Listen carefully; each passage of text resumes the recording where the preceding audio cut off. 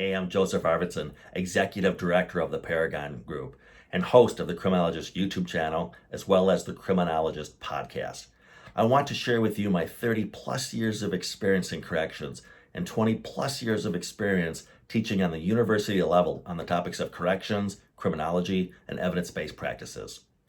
Today, I thought I'd have some fun with a non-traditional approach to highlight all the various theories and literature out there around the client change process. In other installments, we talk about the journey that folks are on as to their crime trajectories, their evolution, if you will. So I present to you a visual representation of the evolution around some of the literature routinely referenced on this channel. Our saga actually begins back in 1974. Robert Martinson had just made his now infamous proclamation that nothing works as to correctional interventions. Specifically, what was cherry-picked out of his study was the phrase, "With few and isolated exceptions, rehabilitative efforts that have been reported so far have no appreciable effect on recidivism." The Martinson effect was born. Fortunately, post-Martinson, the state of affairs would change as the age of research in the field of corrections was about to take off. In 1987, Paul Gendreau and Robert Ross published a survey of over 200 studies on rehabilitation from 1981 to 1987. Using mathematical methodologies not available to early researchers, they showed that some correctional treatment programs were more effective than others. And at least to some degree, treatment did, in fact, reduce recidivism. In 1990, James Bonta and Don Andrews proposed a sophisticated and comprehensive conceptual framework for correctional programming. Under the umbrella of what they termed risk, needs, responsivity theory, they specified how an individual's criminogenic characteristics should drive the selection and implementation of correctional services. They introduced the concept of criminogenic need, or simply dynamic predictors of criminal behavior. These dynamic predictors have great practical relevance in that they inform interventions that reduce criminal behavior by identifying the targets of treatment. And so we chugged along for the next few decades using this model of how folks enter into a life of crime as our template. Now, one unintended consequence of adhering to research as to, among other things, who we send to prison was an explosion of who we placed on probation supervision. An invisible explosion, really.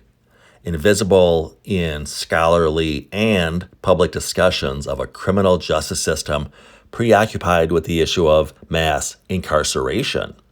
Pervasive Punishment by Fergus Mcneill takes a much-needed look at the issue of mass supervision. This book also does a great job of hearing from those who have traveled the journey of mass supervision as they express their stories through art and song.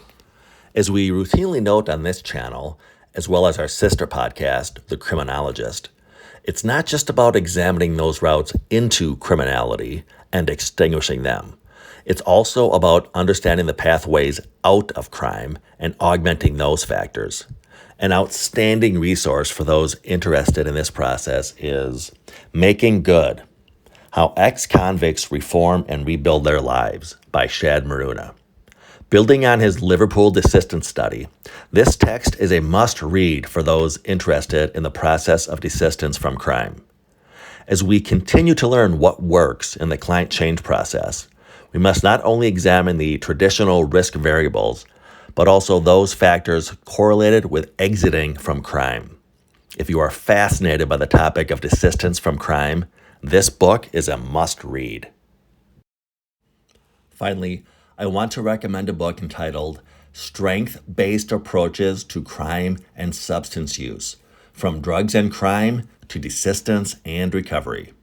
Now, this is actually a collection of written works by some outstanding authors on the topics of addiction recovery and desistance. David Best and Charlotte Colman serve as editors and did a great job with this work.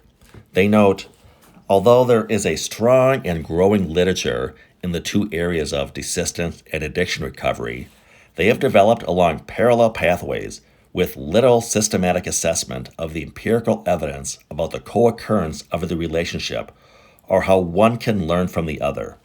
This is really a great read for anyone interested in the intersections of desistance and substance use. Well, hopefully that gave you some ideas to add to your reading wish list. If you have not yet done so, feel free to check out some of the other video installments on this channel as well. If you wish to learn more as to the risk-need responsivity model or the emerging desistance models, you may reach me at thecriminologistpodcast@gmail.com. That's thecriminologistpodcast@gmail.com. We offer training and support with both the level of service case management inventory assessment, as well as the DRAER, the Dynamic Risk Assessment for Offender Reentry. If you're intrigued and want to learn more, check out our podcast, The Criminologist. In that podcast, I supervise a caseload of fictitious felons, helping them all discover their own pathways towards desistance.